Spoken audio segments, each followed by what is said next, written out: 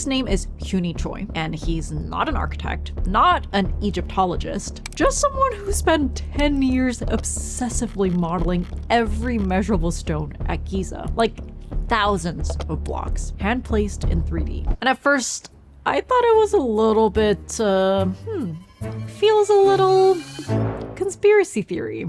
But then I did read the research, and I realized he wasn't trying to solve the pyramid. He was trying to solve the system that produces a pyramid. He says the Great Pyramid wasn't built on its own, but through a chain of sacrificial structures that are designed to be cannibalized.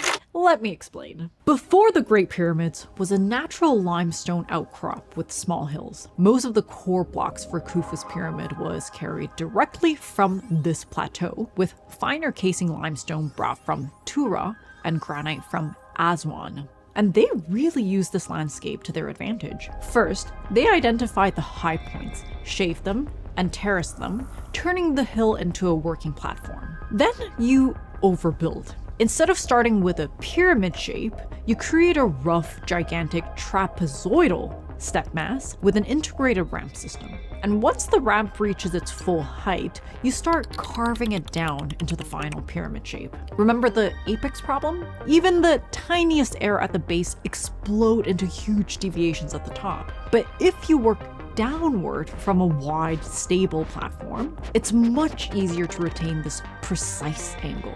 The shape is actually super important here. If we were to apply the system to a pyramid shape, the ramp would get steeper and higher as you go up, creating another death slide for the workers. But a trapezoid spreads outward at the top, and it gives you this workable 7-degree ramp all the way up. A flat, safe working deck around the apex, and full visibility of all 4 edges as you carve the final geometry.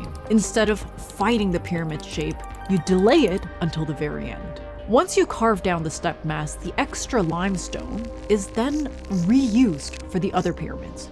The Great Pyramid is roughly 6 million tons. Choi's model estimates the initial step mass to be around 8 million tons. Carving that down gives you roughly 2 million tons of reusable stone. This gets split between the working mass for Khafre's pyramid and into the other annex buildings. Then this process is repeated for the other pyramids, each one going through the same recursive construction loop. Once you add all of the stone that moves through this loop, you get around 14 million tons circulating through the system, with roughly 1 million tons left over, which weirdly lines up with the mainstream volume estimates for the entire Giza complex.